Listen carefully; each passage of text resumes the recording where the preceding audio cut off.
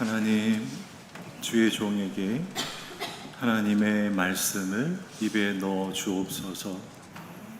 하나님께서 직접 말씀하여 주시옵소서. 말씀을 듣고 이것은 인간의 말이 아니라 하나님의 말로 받아들이고 하나님을 만나고 내려가게 하옵소서. 예수 그리스도 이름으로 기도하옵나이다. 참으로 반갑습니다. 우리는 예수 그리스도를 잘 모를 때가 많습니다. 힘들고 어려울 때 예수님 어디 계시지? 예수님 어디 계시지? 내가 예수님을 믿는 게 맞나? 예수님이 과연 어떤 분이실까? 평생 들었던 예수 그리스도가 내 삶이 힘들고 어려울 때 전혀 낯선 분으로, 멀리 있는 분으로 느껴진다는 거예요. 그때 깨닫게 됩니다. 나는 예수님을 안 게 아니었구나. 예수님을 몰랐구나. 수십 년 전에 한국교회에 큰 어른이신 한경직 목사님이 계셨습니다. 여기 제주영락교회도 시작하셨고 서울의 영락교회도 계셨는데, 은퇴 후에 병중에 계셨을 때 남한산성이라는 곳에 작은 집을 짓고 사셨습니다.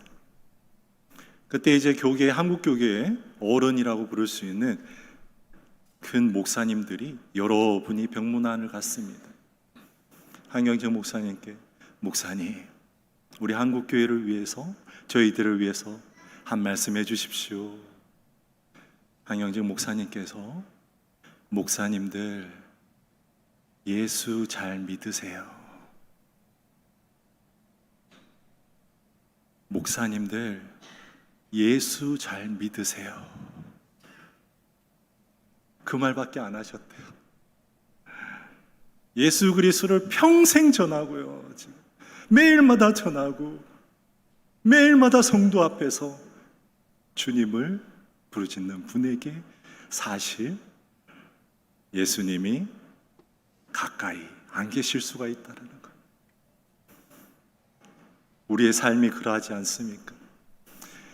오늘 말씀에서 예수님께서요, 여러 무리들 가운데에서 말씀을 전하고 계십니다. 어떤 바리새인이 와서 묻는 거예요. 예수님, 어느 때에 하나님의 나라가 임합니까? 구약 성경에 보면 하나님의 나라가 언제 온다라는 정확한 구절은 없지만 솔로몬 성전을 통해서 여러 가지 말씀을 통해서 하나님이 우리와 함께 계시다고 말씀하고 계시거든요. 하나님의 나라가 어느 때 임합니까? 시험한 거예요. 예수님 말씀하십니다. 하나님의 나라는 눈에 보이게 있는 것이 아니라 또 여기 있다 저기 있다고도 못하리니 하나님의 나라는 어디요? 너희 안에 있느니라. 많은 유대인들은 대답도 못했을 것입니다. 나의 안에? 솔로몬 성전에 있는 걸로 알고 있는데 내 안에? 그들은 하나님에 대해서 몰랐던 거예요. 그 다음 18장의 비유가 계속 나옵니다. 예수님이 여러 사람들이 모여있는 곳에서 말씀을 전하다가 축복받기 원하는 자녀를 둔 부모님들이 많잖아요. 자녀들이 조금이라도 더 앞에 가서 예수님의 눈에 들기를, 혹시 보여서 안수라도 한번 받기를.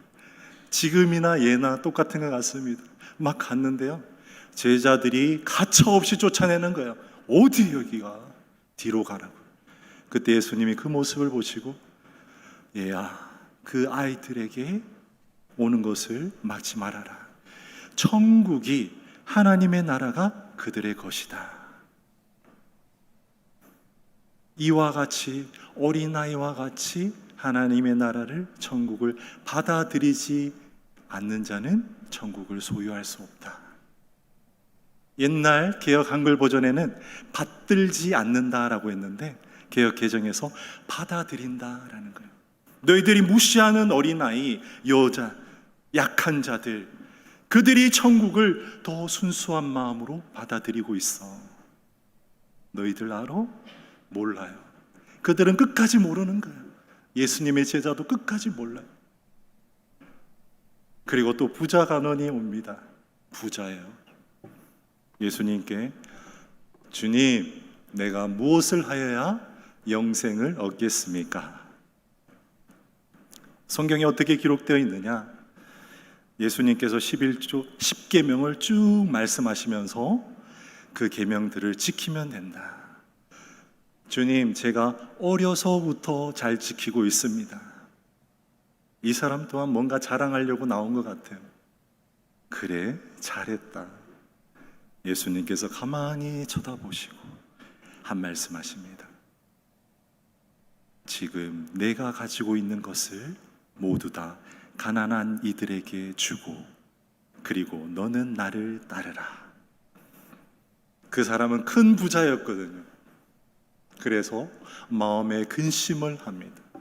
마태복음에 보면은 근심 후에 돌아갔다라고 되어 있습니다. 예수님께서 또 말씀하시죠. 부자가 하나님의 나라에 가기가 얼마나 어려운지, 낙타가 바늘기로 통과하는 것이 부자가 하늘 날아가는 것보다 쉽다라고 말씀하십니다. 질문 드립니다. 하나님을 가장 잘 믿는다고 하는 유대인들에게 하나님의 아들 예수 그리스도께서 너희들이 참 하나님을 잘 안다라고 말씀하십니까? 아니요. 너희들은 하나님을 알지 못한다라고 말씀하고 계시는 거예요. 마태복음 23장 23절에요. 화 있을진저 외식하는 서기관과 바리새인들이여, 너희가 박하와 회양과 근처의 11조는 잘 드리는데 율법에 더 중한 바 정의와 긍휼과 믿음은 버렸도다. 이것도 행하고 저것 또한 버리지 말아라. 박하와 회양과 근처, 박하와 회양과 그 꽃이요, 예루살렘에서, 이스라엘에서 흔히 볼 수 있는 채소입니다. 한마디로 한국말로 하면은 너희가 미나리와 상추와 대파의 11조는 잘 드리는데 율법에 더 중한 바 정의와 긍휼과 믿음은 버렸다라는 거예요. 우리의 지금 예배의 자리가 지금 어떠합니까? 우리가 오늘 지금 마음으로 영으로 하나님을 만나기를 간절히 고대하며 이 자리에 앉아 계십니까? 여러분이 대답하실 차례입니다. 다시 한 번 더 물어볼게요. 하나님께서는 우리의 지금 이 자리의 예배를 너무너무 기다리시고 11시가 되기까지 얼마나 하나님이 기다리셨는지 몰라요. 그런데 여러분에게 묻습니다. 이 자리에 오기까지 하나님을 사모하며 하나님을 만나기 위한 갈증 가운데 이 자리에 앉아 계십니까? 아멘. 제가 유럽에 다녀온 일이 있었습니다. 그때요, 거기 북반부에 있는 스웨덴 주변이었던 것 같습니다. 제가 혼자서 배낭을 메고 여행하고 있으니까 좀 처량하잖아요. 그래서 레스토랑에서 빵집에서 빵을 사서 바게트를 그냥 이제 역에 플랫폼 옆에 구석에서 먹고 있었습니다. 그런데 어떤 한 분이요, 중년의 여성분이 지나가면서 반갑게 인사해 주는 거예요. 어디서 왔느냐? 한국에서 왔다고. 북한 아니면 남한 어디에서 왔니? 사우스에서 왔다고. 너 혹시 데이비드 조, 패스터 데이비드 조 알아? 라고 얘기하는 거예요. 그때 저는 알고 있었거든요. 조용기 목사님. 세계에서 가장 큰 교회고 가장 큰 성도들을 가지고 있는데 여기에도 예배 드리고 와서 나 너무 좋아해. 제가 그때 이렇게 대답했죠. 저도 잘 알아요. 데이비드 조. 저도 한 번도 못 봤어요. 직접. 저는 한 번도 못 봤어요. 그분이 데이비드 조를 아는 것과 같이요. 저도 데이비드 조를 아는 것 이상으로 우리가 예수 그리스도를 알매 있어서 예수 그리스도를 믿지도 않고 한 번도 경험해 보지 않은 사람이 예수님을 아는 것과 같은 수준으로 안다면 우리는 큰일 난다는 거죠. 누가 우리에게 와서요 물어봅니다. 누구야, 너 교회 다니지? 장로님, 권사님, 집사님 교회 다니시죠? 제가 너무 힘든데 예수 믿고 싶어요. 예수님에 대해서 좀 알려주세요. 그런데 잠깐 앉아보세요. 예수님은 하나님의 아들이십니다. 그분을 믿으면 가정과 몸이 구원을 얻습니다. 그리고 천국에 가게 됩니다. 저도 그 정도는 알아요. 저도 그 정도는 알아요. 지금 이 시간에 제가 너무나 아픈데 저에게 기도 좀 해주세요. 예수님을 더 좀 알려주세요. 만나게 해주세요. 우리 안에 예수 그리스도를 알미 피상적인 수준에 있다면은, 피상적으로 예수 그리스도를 알고 있다면은 우리가 그분에게 나아가서 어떤 것도 전할 수가 없을 것입니다.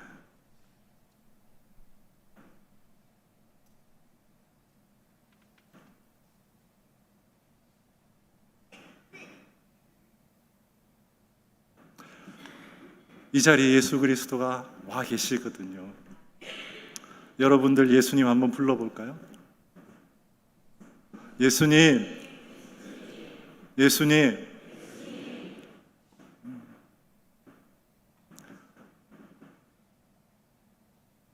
우리가 주일 예배에 오면서요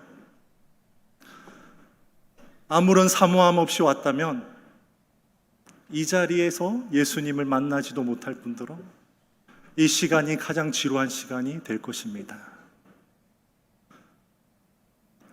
그저 11시에 주일 예배에 가야 되기 때문에 왔다면 이 시간이 여러분에게 그 어떤 시간보다 더 쓸모없는 시간이 될 것입니다. 예수님을 만나지 못하는 삶, 예수님과 함께하지 못하는 삶, 그 삶은 너무나 힘든 삶이 될 거예요. 이사야 7장 14절과 마태복음 1장 23절에 예수님, 선지자와 그리고 뒤에 사자가 이렇게 말씀하십니다. 보라, 처녀가 아들을 잉태할 것이요 그의 이름을 임마누엘이라 하리라. 마태복음 1장 23절에 보면 또 친절하게 번역합니다. 이를 번역하니 세상 끝날까지 하나님께서 너희들과 너와 영원히 함께 계실 것이다. 그 말을 예수님께서는 한 번 더 확증시켜 주세요. 마태복음 28장 20절에 너희들이 모두 제자를 삼고 가르치고 그리고 분부한 모든 것을 가르치라. 볼지어다 내가 세상 끝날까지 너희와 항상 함께 있을 것이다. 아멘. 지금 이 자리에 누가 계십니까? 예수님이 계십니다. 그 예수님을 여러분 누리고 계십니까? 오늘 예수 그리스도를 누리자라는 제목이에요. 누리다라는 게 사전적인 의미로 모든 생활 가운데에서 즐기고 맛보다라는 거예요. 예수 그리스도를 안다는 사실이 중요한 게 아닙니다. 예수 그리스도가 내 안에 계시다라는 사실이 중요하고요.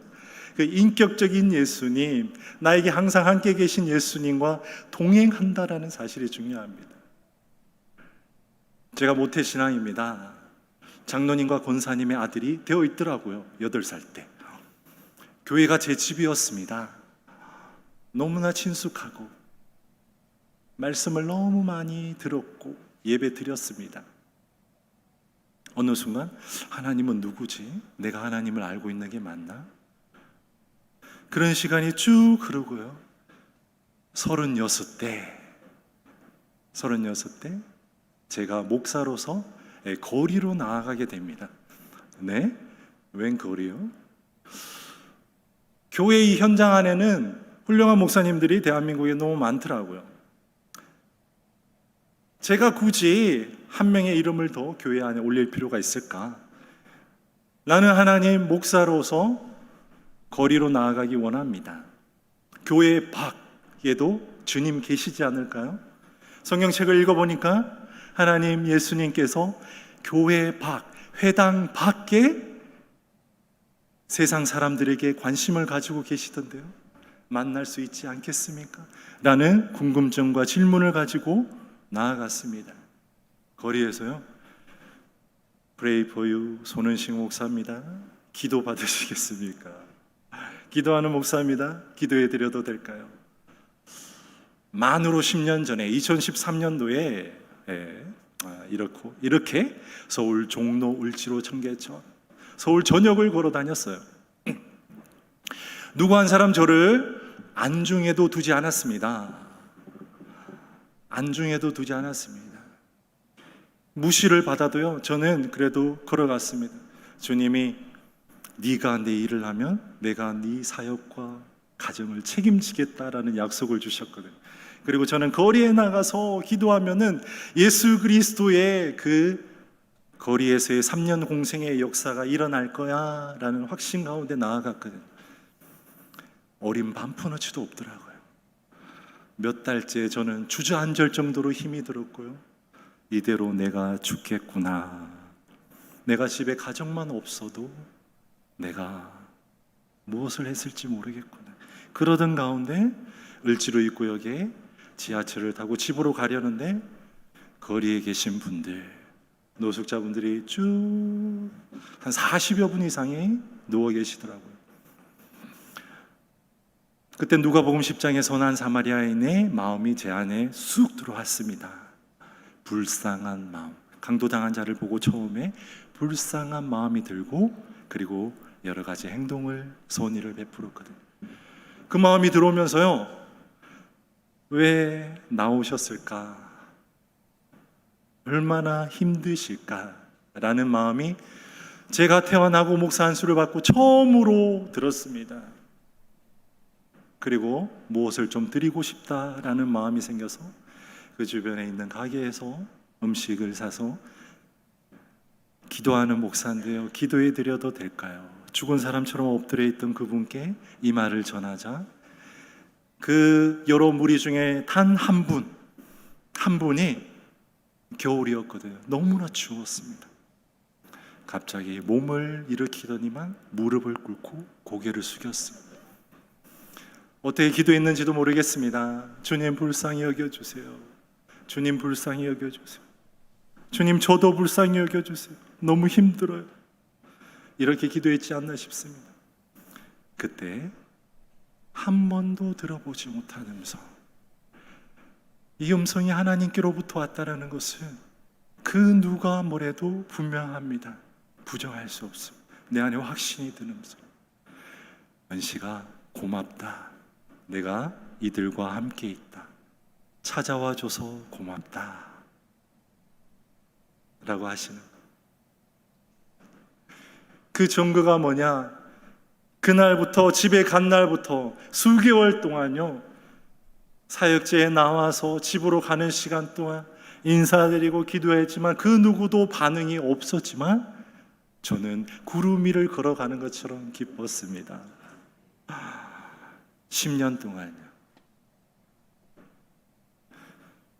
하나님을 만난 감격은 지식의 하나님이 나에게 다가오는 것이 아니라 살아계신 하나님이 내 안에서 살아 숨쉬면서 은씨가 오늘도 나는 너와 함께 하길 원한다. 아멘. 주님, 저도 하나님 잠자는 동안 너무 만나고 싶었어요. 우리 함께 또 하루를 걸어가요. 주님, 그래 고맙다. 하나님이 스케줄로요, 오늘 네가 누구를 만날 것인데 누구에게 내가 할 말이 있다. 그에게 전할 말이 있어. 네가 대신 전해주지 않겠니? 네 주님, 제가 전할게요. 부럽지 않으신가 봐요, 아무도. 예수 그리스도와 함께 기뻐하고 즐거워하고 혹은 예수님의 마음으로 죽어가는 이들을 보며 슬퍼하고 함께 눈물 짓는 것, 이게 예수 그리스도와 함께 누리는 거예요. 그러한 성도님들 한 분 한 분 모두 되시기를 바랍니다. 사도 바울이 이런 고백을 합니다. 빌립보서 1장 21절에 내게 사는 이는 그리스도니 죽는 것도 유익함이라. 얼마나 실제되는 믿음입니까? 네? 지금 내 안에 그리스도가 살고 있으니, 내 안에 지금 하나님의 나라가 들어와 있으니 내가 견딜 수 없이 기뻐. 차라리 내가 지금 죽는 것도 유익해 라고 하는 바울의 고백, 내 고백이 되길 원하지 않으십니까? 여러분의 고백이 되길 원하지 않으십니까? 네. 시험을 아주 많이 견딘 욥도 이런 고백을 합니다. 욥기 42장 5절에 내가 죽게 대하여 귀로 듣기만 하였사오나 이제 눈으로 주를 배움나이다. 눈으로 주를 배움나이다. 욥이 수만 가지 고통, 이 현생에 있는 인류 중에 누구도 겪지 못한 고통을 다 겪고 그 전부터 의인이라고 불렸는데 그때는 하나님에 대해서 잘 몰랐던 것 같아요. 그 심각한 숨막히는 고통을 겪고 난 다음 욥기 마지막에 가서 내가 이제 주를 눈으로 배움나이다.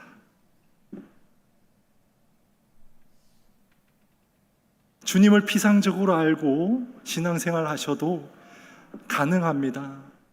헌데요, 기쁘지는 않습니다. 기쁘지는 않습니다. 저 또한 주님을 알지 못했던 시기, 그리고 Pray for You, 거리 사역을 시작하고 얼마 안 됐을 때까지 뭐 이것저것을 가지면서 누려보았지만 맛있는 음식을 먹으면은 1시간, 배부르면 맛없어요. 아무것도 귀찮아져. 어떻게 거리 사역을 하는 걸 알고 부모님께서 대출로 아파트를 구입해 주셨어요. 감사합니다. 기쁨과 감사의 3개월의 시간. 그 이상 지나면요, 내 집인데 뭐가 기뻐, 뭐가 행복해. 차를 사요? 일주일, 그 다음부터는 누가 긁지 않느냐, 온통 신경이, 기쁨과 감사는 물론 이 땅에 사는 모든 시간이 그러합니다. 오직 기쁨과 감사는 주님 안에 있을 때만 가능합니다. 예수 그리스도가 내 안에 살아 숨 쉴 때에만 가능합니다. 예수 그리스도와 함께 누리는 삶의 자유를, 기쁨을, 혹은 눈물과 고통 가운데 함께 주님과 그 길을 걸어가시는 동남교회 성도님들 한 분 한 분 되시기를 예수 그리스도 이름으로 축원합니다. 기도하겠습니다. 하나님, 오늘 예수 그리스도를 누리자라는 제목으로 말씀을 나누었습니다. 너무나 부족합니다. 믿음의 신앙의 초보 단계입니다. 주님이 너무 멀게 느껴집니다. 예수 그리스도란 이름이 귀에 와닿지 않습니다.